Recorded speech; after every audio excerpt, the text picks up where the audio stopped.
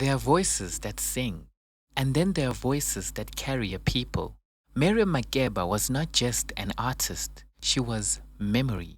She was resistance. She was Africa speaking back to the world.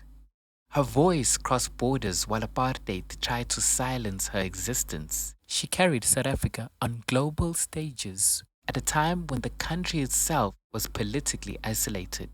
So when the news broke that Cynthia Erivo would play Mama Africa in an upcoming film, the reaction from South Africans was immediate. Not because Cynthia Erivo lacks talent, but because the conversation is about something deeper than talent. It's about identity, ownership, authenticity, and who gets trusted to tell African stories. Because when you portray someone like Miriam Makeba, you're not only playing a role, you're carrying history. So today I want to break down the 5 reasons why many people believe Cynthia Erivo may not be the right choice to play Mama Africa. Because this conversation is bigger than one actress. It's about culture, identity, representation, and who gets trusted to carry African stories on the global stage. Welcome back to my channel, and if you're new here, I'm Quentin, and if you enjoy conversations about films, series, and a deeper meaning behind the stories we watch, don't forget to like this video and subscribe for more thoughtful breakdowns and deep dives. Let's get into it. The first reason is that cultural ownership matters. Miriam Makeba's story is inseparable from South African history. She was not just a musician. She became a political voice during apartheid, speaking against oppression while living in exile for decades. Her music carried pain, resistance, pride, and African identity. For many South Africans, this role is not simply entertainment. It represents the lived experiences of an entire generation. And because of that, many people believe the role should go to someone who deeply understands that cultural and historical weight from a South African perspective. This is why the backlash feels so emotional. To many people, it feels like another African story being removed from African hands. The second reason is the language, accent, and authenticity. Miriam Makeba's identity lived inside her voice, not just her singing voice, but her Xhosa pronunciation, speech patterns, clicks, African rhythms, and cadence. These are not small details. These are identity markers. When these details feel slightly off, audiences immediately disconnect. Many people online reacted negatively to clips of Cynthia Erivo singing Makeba's songs because they felt the cultural texture was missing. And that is the difficult thing about portraying icons like Makeba. You cannot only sound good, you have to feel real. The third reason is emotional truth versus technical talent. There's no denying Cynthia Erivo is an incredible performer. She is award-winning, critically acclaimed, one of the strongest vocalists working today. But portraying Miriam Makeba requires something beyond technical excellence. It requires emotional history. Makeba sang with the pain of exile, the strength of survival, the emotional scars of apartheid, the pride of representing Africa globally during a time the continent was disrespected. Some South Africans feel that while Cynthia can perform the music beautifully, the emotional texture rooted in lived African experience may not fully translate because some stories are not only performed, they are lived. The fourth reason is that Hollywood has been telling South African stories for years.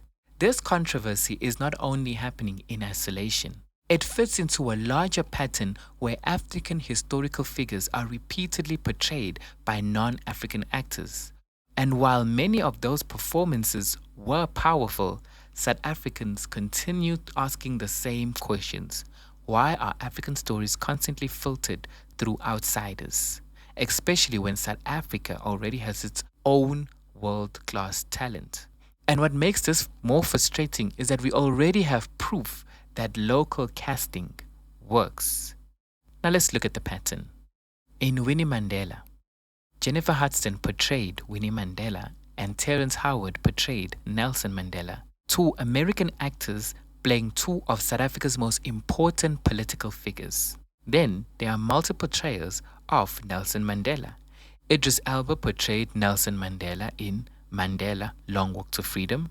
Morgan Freeman portrayed Nelson Mandela in Invictus. And like I said, Terrence Howard portrayed Nelson Mandela in Winnie. That means one of the most important African figures in modern history has already been portrayed multiple times by actors from outside South Africa. Even Steve Biko, one of the most influential voices of Black consciousness, was portrayed by Denzel Washington in Cry Freedom. Again, a South African struggle icon played by a non-South African actor.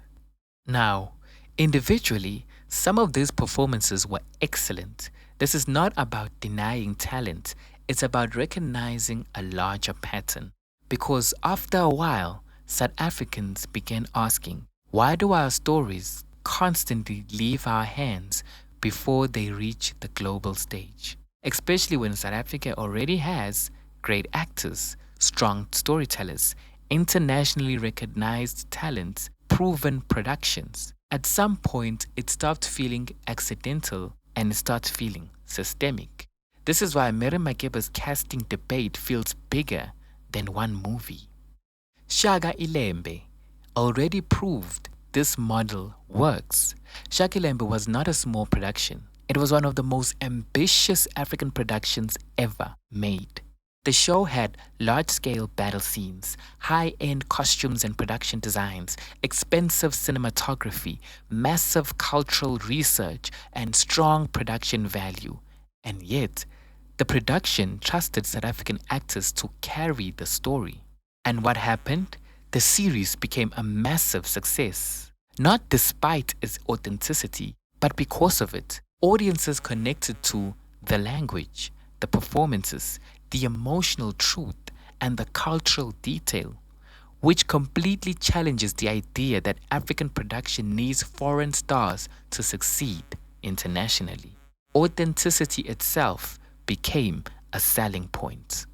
And the fifth and final reason is that the producers may have misunderstood what actually sells. Now, to be fair, producers are also thinking financially.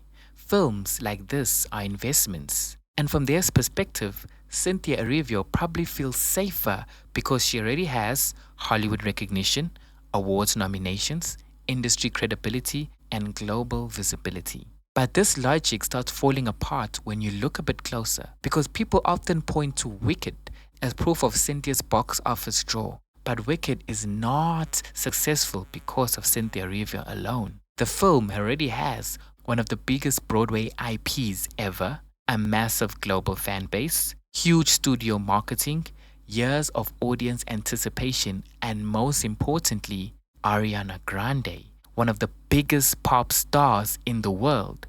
So using Wicked to prove Cynthia alone guarantees global success is misleading. That film succeeded because of brand recognition, existing fan bases, massive marketing, Ariana Grande's celebrity power, the popularity of the Wicked franchise itself. That is very different from a Miriam Makeba biopic.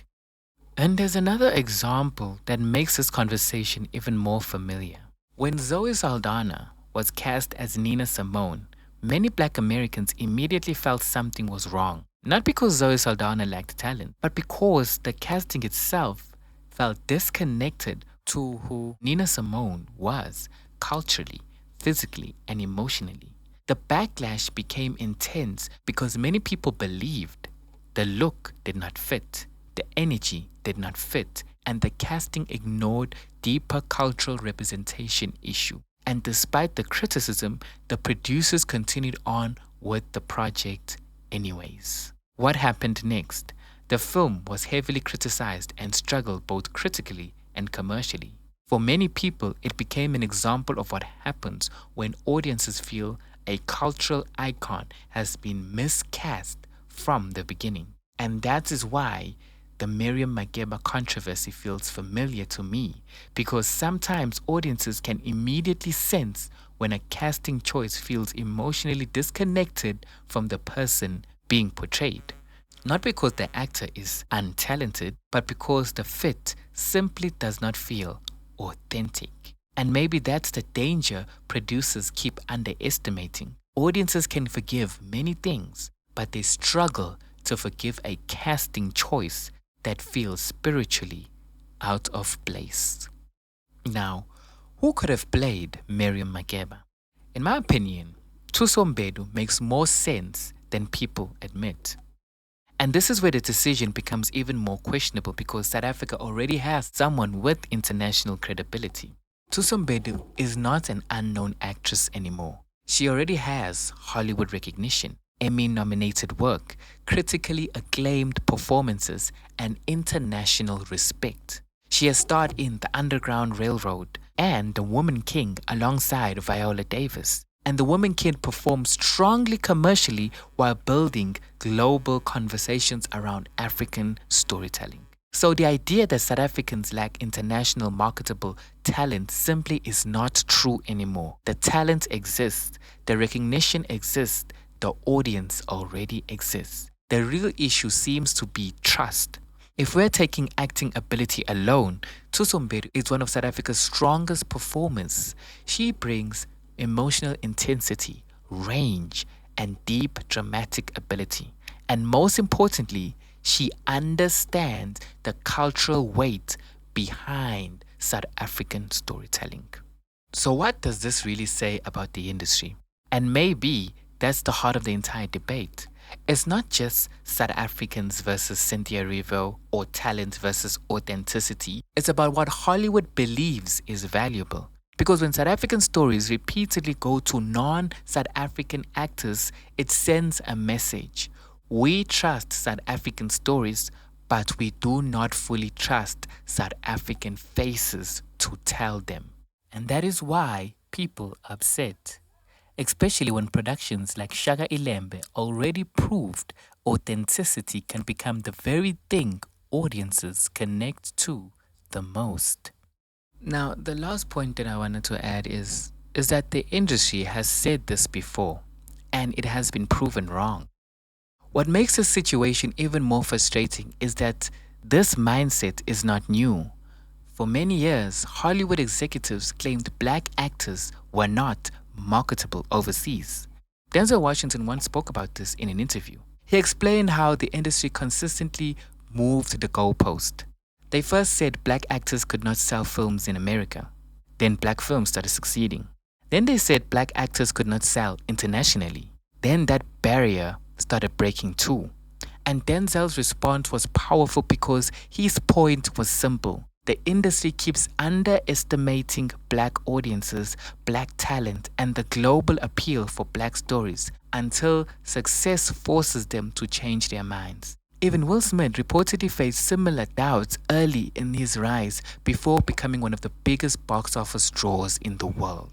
And now, in many ways, it feels the same mindset is being projected onto South Africans. A quiet industry belief that says, we love South African stories, we are just not fully convinced South African actors can carry them globally. But that argument feels weaker today than it has ever been before. Productions like Shaka iLembe with The Woman King has already proven audiences connect deeply with authentic South African stories when it is trusted, funded, and taken seriously. Which brings us back to the real emotional core of this debate. It's not simply about Cynthia Erivo. It's about the feeling that South Africans are still not fully trusted with their own history on the global stage, even when the story belongs to one of the most important cultural icons the country has ever produced, Miriam Makeba. Now, as I conclude, the world will watch the story. They will hear the music. They will learn the name Miriam Makeba. But the question is, will they feel her? Will South Africans feel her? Because Mama Africa was not just a singer. She was exile. She was resistance. She was home, even when home was taken away from her. And stories like that do not just need talent, they need truth. So as the lights come on and the cameras begin to roll, we're left with one final question. When the world finally tells South African stories, will it let South Africans speak? Or will it continue to choose voices that sound right but do not fully belong? Drop your thoughts in the comment below. Hit the like button and subscribe for more deep dives in South African films and stories that continue to affect and change our world. Until next time.